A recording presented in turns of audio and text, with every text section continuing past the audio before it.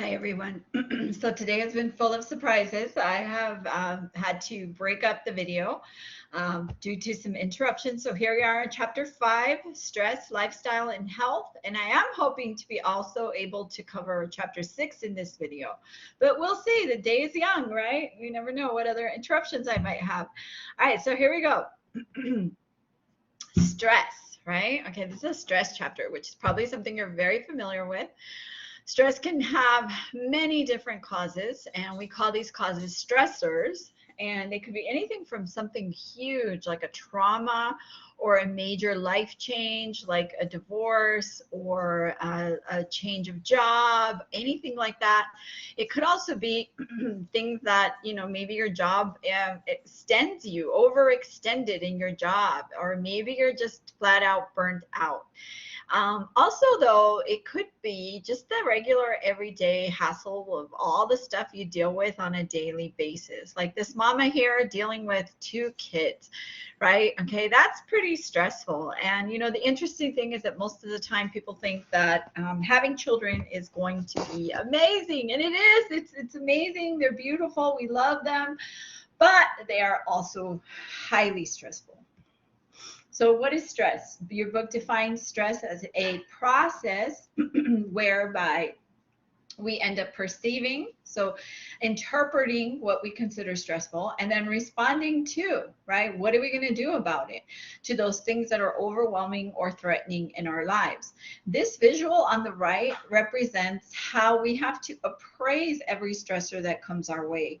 We have to figure out, hey, is this actually something I could step up to the challenge with, or is it something that is eventually a stressor in the sense of it could be threatening, it could threaten my livelihood, it could even cause me harm. And so we have to assess every stressor in that way. And then depending on that secondary appraisal of whether we figure out we have some options and how effective they're going to be. If we have effective options, then we say, okay, it's not a big deal, right? We've got some stuff we can do. But if there are no options for us, then at that point, that's when we may enter a really high level of stress. So this high level of stress, which could be brought on by a bear chasing you on a trail. And, for me, I'm a big hiker. My husband and I, we love to hike the national parks all over the country. And so I am always very, very aware of the presence of bears and the possibility of a bear attack. And so that is something that I'm always on alert on when we go hiking, especially when we go to places like Washington State, where they do have grizzly bears. And so, yeah, and if I, God forbid, but someday was to encounter a bear on a trail, all of the following would happen for me. My pupils would dilate so that I could take in the visual threat. My heart rate would increase because it would want all of my muscles in my legs and my arms to receive plenty of oxygen so that they could put up a fight or run very quickly. My muscles would become tense and they would also shake because they're receiving a really high level of blood. It's been redirected from other areas like the stomach that was digesting. And now it says, that's not important. Let's get all the blood flow to your appendages so you can survive. Obviously, all that oxygen has to be brought in through increased rapid respiration. And we also tend to perspire a lot. So that's actually just one level of stress. And a researcher named Hans Selye, he found that happening to us, if it's just a one occasional thing, like maybe a bear chasing you down a trail, then that would be the alarm reaction or your typical fight or flight. But he also found that if sadly, you are in an ongoing stressful situation where you are being exposed to prolonged stressors, such as in an abusive relationship or being at war. If you want to picture the Ukrainians who have been at war for 7 months now, right? And pretty much their world has been upended, and their food supply, their school system, their jobs, all those things are thrown completely, they're thrown out, right? And so now your brain has to realize, hey, this isn't just a one-time deal. This is actually a prolonged stressor. And at that point, your brain calls on some backup forces. It's not just using the initial chemicals that are linked to fight or flight. Those are the catecholamines, and we know them as like noradrenaline and adrenaline. And so those, they're very fast acting, but they also don't really do the big heavy duty job. So once we have a prolonged stressor, the brain decides, you know what, I'm going to call in the backup forces. And that's when the corticosteroids get kicked into effect. And the corticosteroids include cortisol. And cortisol is initially, may seem like cortisol is our friend because it helps us with energy. Like it might give us a boost of energy. It might make us feel like we can get through this. We got this, right?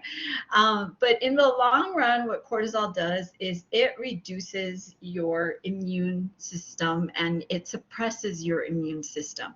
Therefore, this final stage that Celia identified is exhaustion and can be riddled with disease and illness. And so we do need to be cautious with that cortisol release. So when we perceive something as incredibly stressful and we realize it is prolonged, again, I just took you through this, if we extend beyond the fight or flight, the hypothalamus starts releasing corticotrophin releasing factor, which causes the pituitary gland to release ACTH, adrenocorticotropic hormone. And ACTH is the one that activates the adrenal cortex. Actually, it's the adrenal cortex that releases cortisol. And like I said, cortisol is initially your friend. It gives you that boost of energy, but then eventually it chips away at your immune system. So there are many effects to chronic stress. Cortisol can weaken your immune system. It is linked with depression, and there's many other examples that I'll be taking you through, but it definitely, is linked with illness and disease. So we want to watch out with cortisol. Stress overall contributes to many psychological disorders and physiological disorders. Psychologically, we may struggle with PTSD, post-traumatic stress disorder, or we may find ourselves with major depression. Physiologically, stress is linked with heart disease, all types of disorders, including those of the musculoskeletal system, the nervous system, and the endocrine and metabolic system, and even death. So we need to be aware of how stress can affect us and what things we can do to compensate and make it better. When it comes to psychophysiological disorders, noticing, again, I just kind of took you through these, but if you are having issues with your heart or with your cardiovascular system, you could end up with hypertension, coronary heart disease, leading you to possibly have a heart attack or a stroke. So that one definitely could be deadly. Gastrointestinally, those would be those of you who get really stressed out and find yourselves with a lot of stomach issues and maybe diarrhea or constipation or things like that. Respiratory wise, you might have yourself a bout of asthma or see yourself heightened with allergic reactions. Musculoskeletally, you could find yourself with some back pain, some tense muscle headaches, some tension headaches. And then finally, when it comes to your skin, many of you may express your stress levels through your acne or through eczema or through psoriasis. Stress is definitely linked with the immune system, and we have documented repeated evidence of this in the research. As stress hormones are released, specifically the corticosteroids, they inhibit the production of our lymphocytes, which are our primary defense, our white blood cells that defend us from all the possible attackers that we have in our world. So those of us with really high stress levels, we're more likely to get sick when we get exposed to a virus or a basic common cold. We also tend to show poor antibody response, which is one of the primary reasons that stress is linked to cancer. It also slows down our wound healing by impairing our immune system. So we need to recognize that these two are totally linked.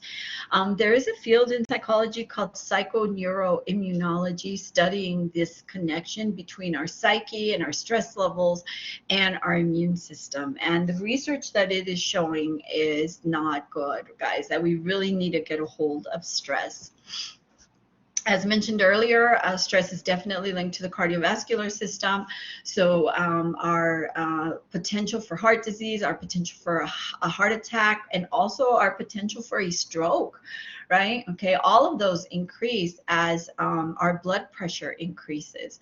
And if we're somebody who responds to stress or who kind of operates on a day-to-day basis with anger and hostility, that's not good either, right? Or if we walk around kind of interpreting everything in a negative way, and that's called negative affectivity. So you just kind of always have these negative emotional states going on. Okay, those make you more prone to cardiovascular disease. I already mentioned depression is linked with heart disease, and it's kind of a vicious cycle because people with heart disease tend to have more depression, and people with depression tend to have heart disease. And from there, they die faster and younger. And so we have to watch for that. We have to take efforts to make corrections for those, right? And seek out professional guidance and help.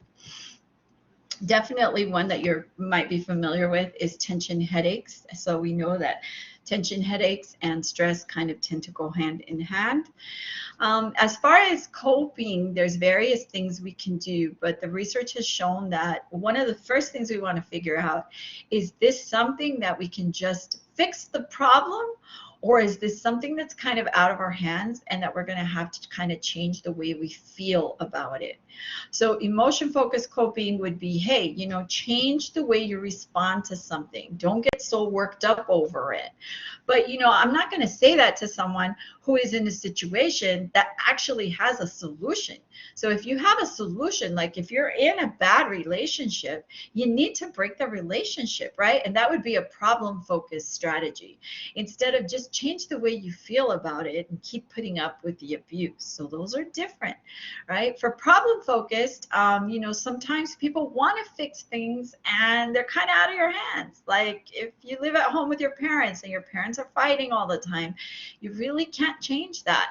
So at that point, maybe you want to go ahead and move out, and that would be your problem-solving strategy in that situation.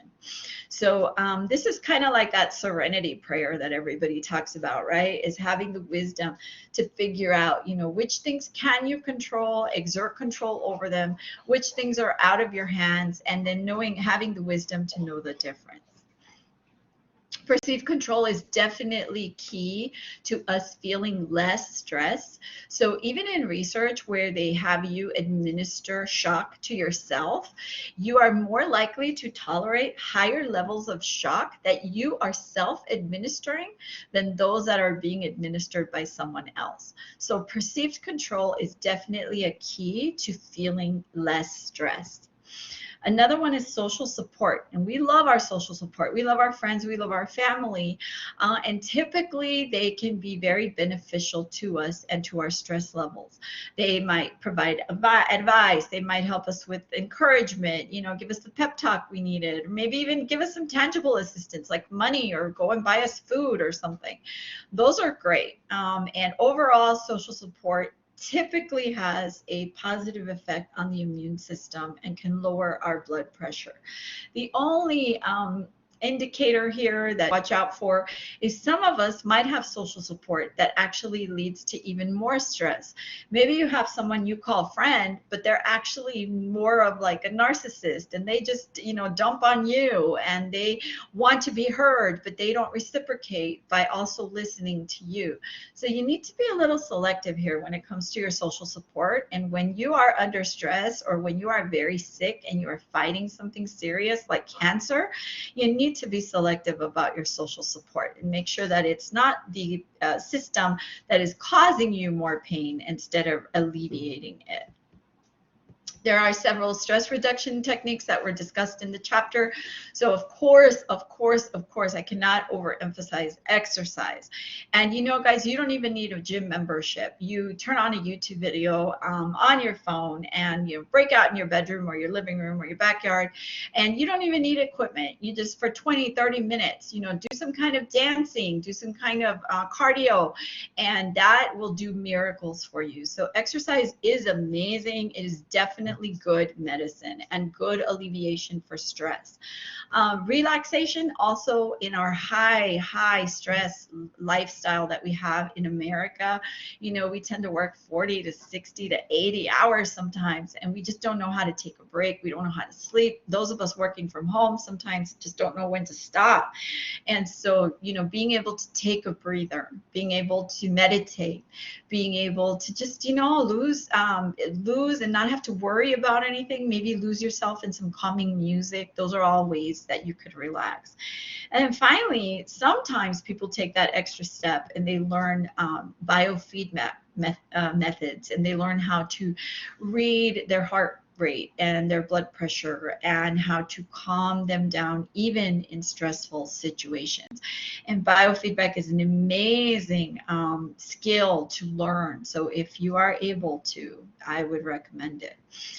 The chapter for stress and lifestyle is going to end with a neat conversation on happiness, and just kind of talking about the factors that, contribute us having a good life, a meaningful life, a pleasant life, kind of all come together to form that concept of happiness that you and I know of. There are 3 types of subjective well-being here. And, for this one, I just kind of talk about, sometimes we're like completely satisfied with our lives, and we're like, I love my job, I love my life is great, my people are awesome, and I have good self-esteem, I've been able to accomplish my goals, my income is sufficient. So that's life satisfaction. Positive feelings could be, I'm enjoying this is great, this feels good, I have a good network here, I'm outgoing. But the only thing, though, is this next category, low negative feelings. I just always want you to think that just because you have low negativity doesn't mean you have high positivity. So word to the wise, right? The absence of bad is not the presence of good. And what this means is, because sometimes people will say, well, at least, I'm not in this situation, at least I'm not being abused. And it's like, yeah, but just because the absence of bad is there, doesn't mean that you're happy or that you're joyful. And so we have to understand that low negative feelings don't necessarily mean that we are happy, and recognizing that it is a concept. It's better than having negativity, but low negativity doesn't mean there's high positivity. Some of the factors connected with happiness is that as you get older, you tend to be happier. As you have your family and social relationships, which, by the way, also become more important as you get older. In the US, the research has shown that the correlation between happiness and income is consistently demonstrated from 0 to 75,000. But after 75,000, it kind of plateaus off, which means if you had an option to do a $75,000 job that you really, really loved versus a $150,000 job that you're not really going to like, this is telling you stick with the 75,000, because you're not going to be much happier at 150 than you would have been at 75. Also, there's a low positive correlation with education, which means slightly as your education increases, you tend to have slightly more happiness. Religiosity also tends to increase happiness, and also people who have those characteristics most valued by their culture. So if you live in a culture that values the Barbie figure and having a 00, then maybe, and if that's you, then maybe you are very happy.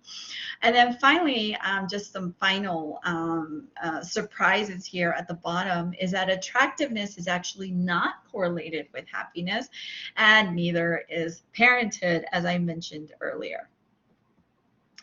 As far as life events and happiness, I just kind of wanted to look at this chart together. So if you can see here, the death of a spouse when it first happens, of course, your life satisfaction rate is going to decrease and it's going to be at the lowest peak possible.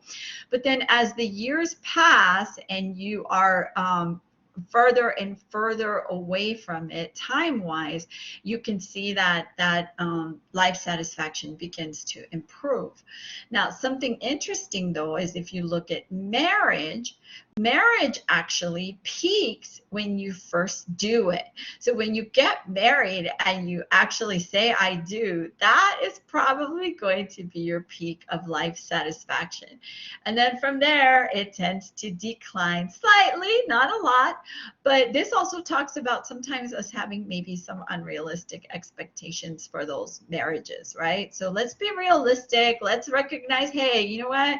Most of the time people are happy in their marriages, but your first year, your newlywed years tend to be really highly elevated. Also, as far as other factors connected with happiness, you know, your book recommends to write 3 good things down every day that happened to you, and that can overall increase. And then also that there's variables that are linked with happiness, and you can look those over. And then finally, in positive psychology, the Maslows of the world, the Rogers, Carl Rogers, Abraham Maslow, you know, the whole world of positive psych, that is where they say that we can lead happy, fulfilled, and contented lives, and that there are certain qualities and certain behaviors that can help promote that. So one of them is the positive affect, and that would be as opposed to negative affectivity. So instead of interpreting everything in a negative way and thinking the worst all the time, trying to be more positive and engaging with your world around you, the people around you in a more positive way, and then making sure you're using the right coping mechanism, right? Okay, so using problem solving when it's appropriate. Optimism, the research on optimism is that optimists actually live longer than pessimists. So great there, right? Okay, and then flow. Flow is research done by Csikszentmihalyi, and he has done extensive research on us finding that thing that just makes you lose yourself and you're so fully engaged and you are maybe at your creative peak, your work peak, your leisure joys. And so having flow, that's why it's really important that you choose a job that you really love, because how awesome would it be for you to have a flow state, you know, 40 hours a week, right? Okay, and when you choose something you love, then that's how it should feel. Okay, guys, that was chapter 5, and then let's move on to chapter 6. Chapter 6 is all about learning and defined as a change in behavior or knowledge that is brought about by experience. So let's watch this little overly dramatic dog.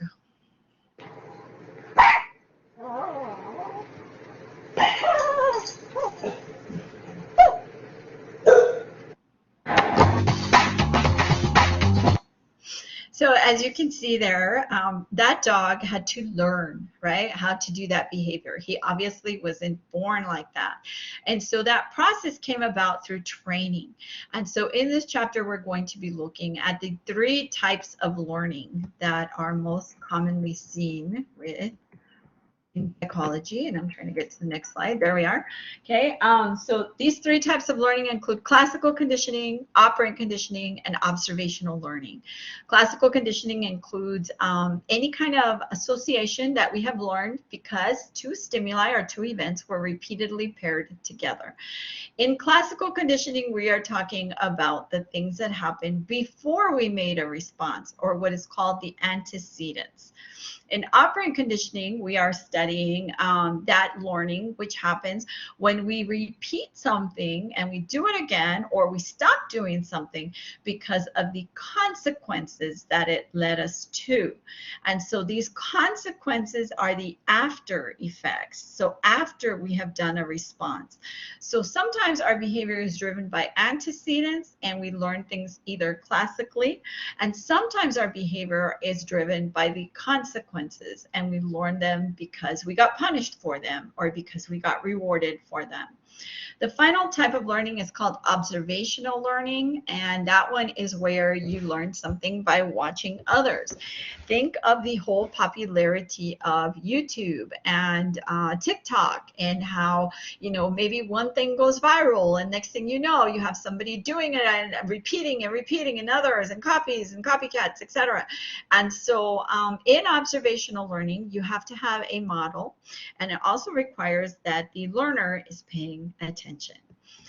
All right, so let's go through the classical conditioning process. And classical conditioning has its own unique language. Okay, so the word conditioning, first of all, what does that mean? Well, that means training, right? So before we've been trained, right? Okay, you could take a dog and present dog food to him, and he will salivate. The dog in that situation, Pavlov called it the unconditioned stimulus, because the dog did not have to learn to salivate to the food. The salivation, he called it the unconditioned response, because it was unlearned. It's a response that happens naturally in response to the food.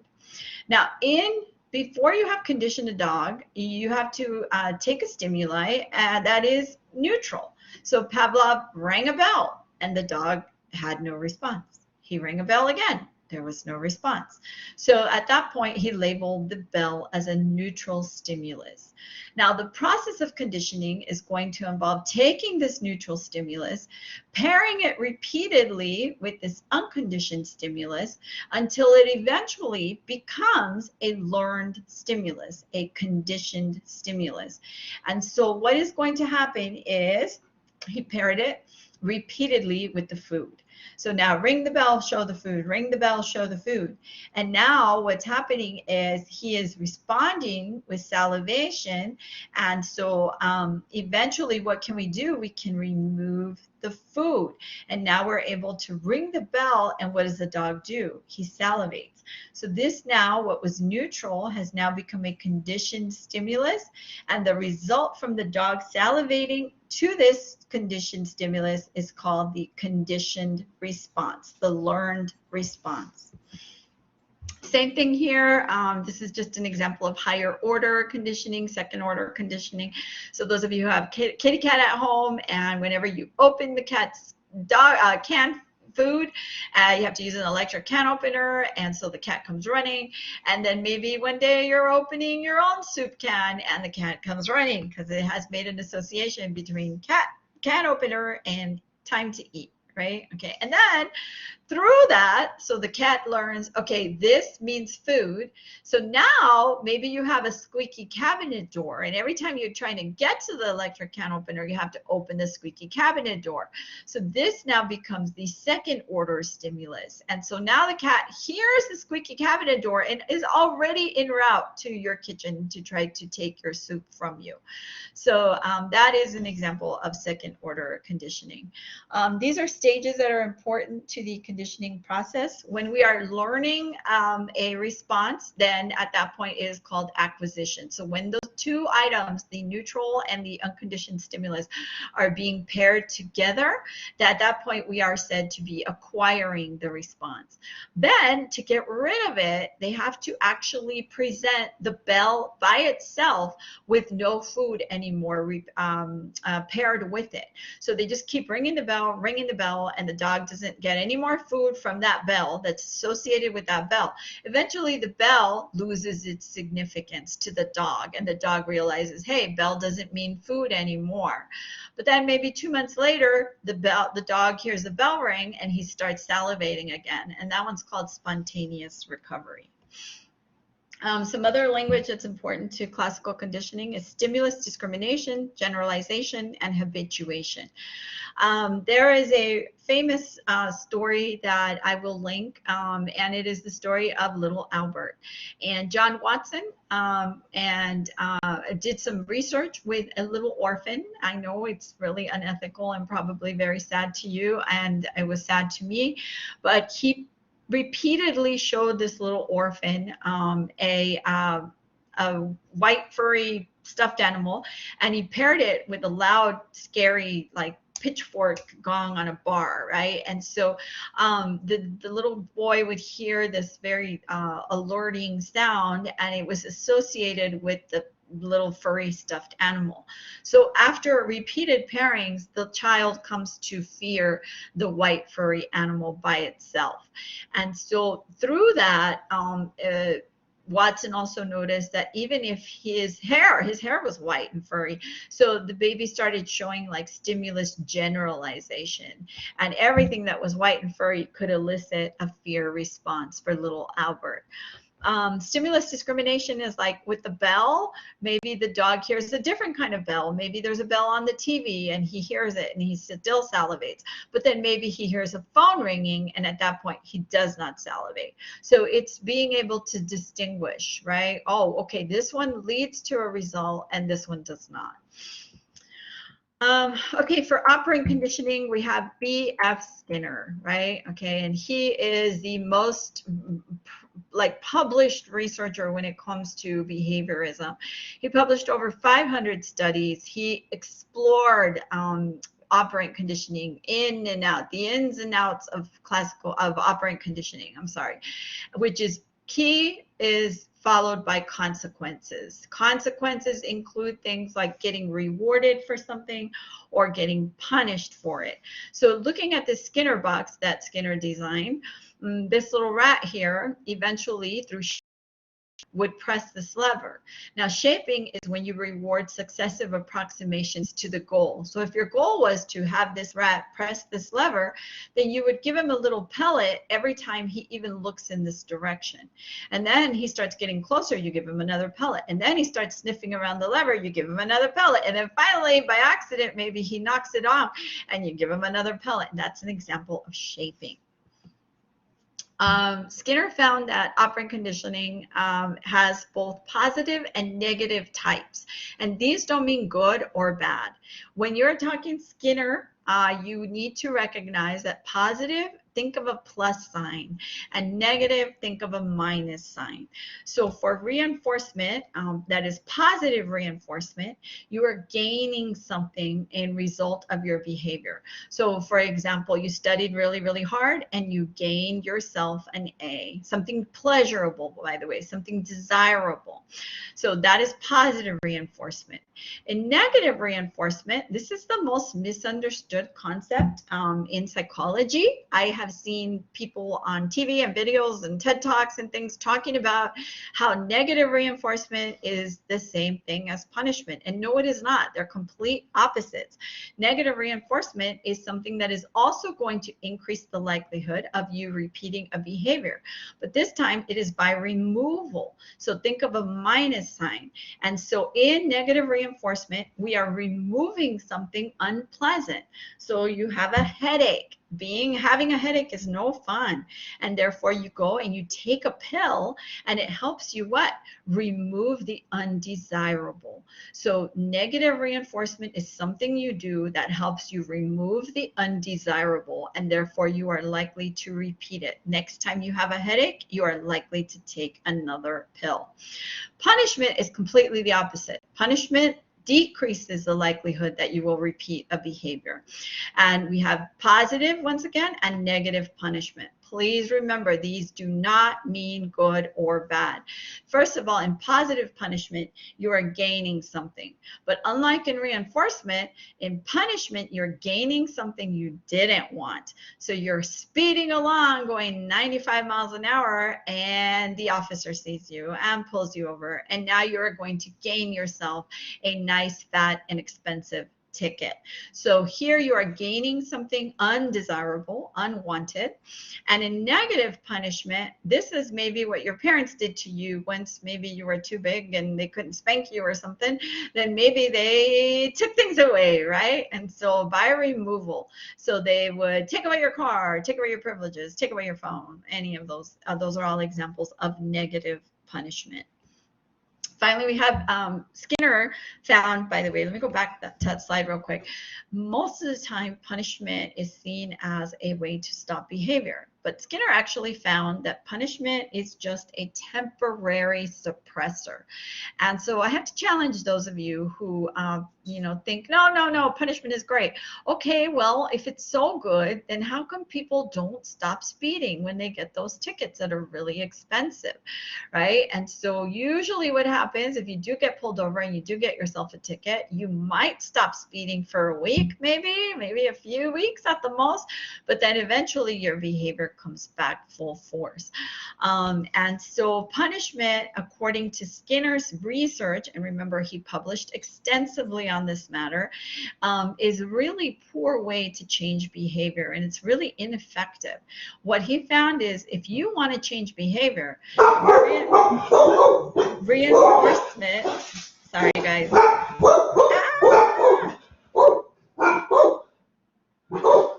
If you want to change behavior, you're going to have to do it through reinforcement, right? And so we have different kinds of reinforcement. Guys, hey, stop. Yeah, sorry, we have primary reinforcers and we have secondary reinforcers. Primary reinforcers are those things that are initially, like innately, like nobody had to teach you to learn to love it. So like food, water, shelter, sex, those are things that are like immediately reinforcing to you through your brain. Whereas secondary reinforcers, like this piece of money right here, right? Okay, you had to learn what it means that it can buy you things. So you had to learn through secondary reinforcement. You had to learn, hey, this gets me food, water, and shelter, etc. So so secondary reinforcers. Key term here that you just want to make sure you know, and I've used it earlier, is shaping. And shaping is that as we reward successive approximations towards what we eventually want the organism to do.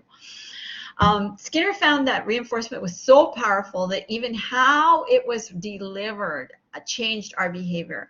So we could deliver it using an interval schedule, which is based on time, or we could deliver it using a ratio schedule, which is based on how many responses to how many rewards, right? Okay, and then from there, of course, is it fixed, which means like if it's fixed interval, it was every 5 minutes you're gonna get a cookie, or is it a variable interval where sometimes it's 2, sometimes it's 7, sometimes it's 4, sometimes it's 6. So variable intervals tend to lead to more steady response rates as opposed to a fixed interval.